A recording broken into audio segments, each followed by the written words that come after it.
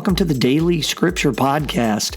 My name is Jerome Lavelle, and I hope that you're having a beautiful day today. Today, we will be looking at Luke chapter 7, verses 11 through 17. Jesus journeyed to a city called Nain, and his disciples and a large crowd accompanied him. As he drew near the gate of the city, a man who had died was being carried out, the only son of his mother, and she was a widow. A large crowd from the city was with her. When the Lord saw her, he was moved with pity for her and said to her, "Do not weep." He stepped forward and touched the coffin. At this, the bearers halted, and he said, "Young man, I tell you, arise." The dead man sat up and began to speak, and Jesus gave him to his mother. Fear seized them all, and they glorified God, exclaiming, "A great prophet has arisen in our midst, and God has visited his people." This report about him spread through the whole of Judea and in all the surrounding region. Today in the Gospel of Luke, chapter 7, verses 11 through 17, we hear details of one of Jesus' most spectacular miracles. 3 times the Gospels record Jesus raising people from the dead: the synagogue leader Jairus' daughter, Martha and Mary's brother Lazarus, and today's rising of the son of the widow of Nain. All 3 of these stories record an exceptional, spectacular, very non-standard event. We all know that the natural cycle is not to die and then through divine intervention to be raised from that state, to be raised from the dead. So all 3 of these accounts are extraordinary in terms of human life and the normal sequence of things. In the case of Jairus' daughter, Jesus had been called to see her as she laid ill in her bed. She died as he was traveling to see her, and yet upon arriving in her room, he commanded, "Talitha koum," little girl, get up, and she did. Lazarus had been dead in his burial tomb for 3 days when Jesus arrived at his house. Martha and Mary were grieved.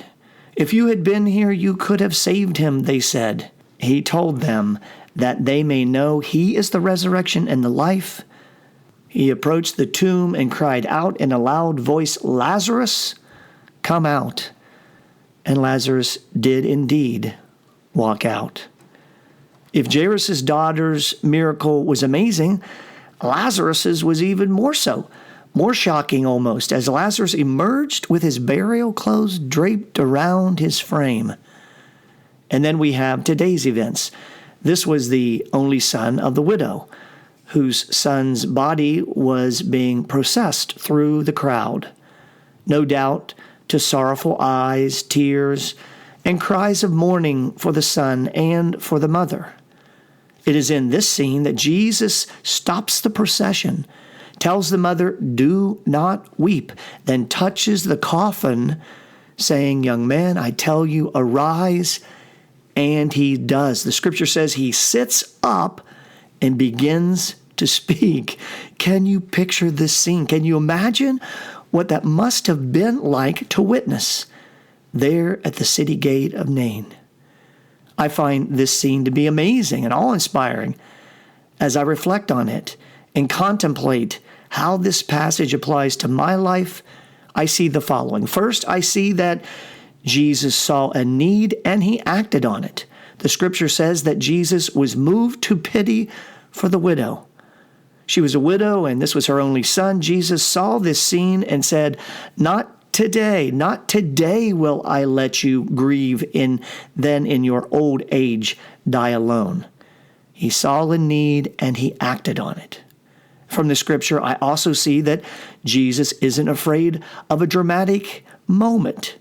His calling Lazarus out of the tomb was no doubt dramatic as people watched the event from some distance And then to see Lazarus emerge was very dramatic. But in today's account, so much more dramatic, in my opinion. In today's account, a large crowd was gathered following that procession, no doubt pressed in along all sides of that coffin. And what does Jesus do?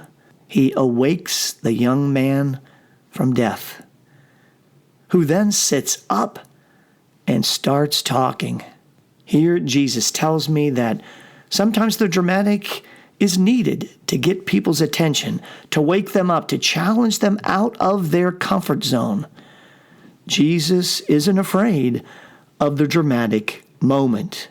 Today in the Gospel of Luke, we hear of Jesus raising the son of the widow of Nain from the dead. My reflection is twofold. Number one, Jesus acts where and when he sees need. And number two, Jesus doesn't shy away from shocking us to change our hearts. Two excellent messages for us to contemplate today. Thank you for joining the Daily Scripture Podcast. My name is Jerome Lavelle, and remember, our word of the day is Jesus acts, Jesus shocks. Until next time, be well and be blessed.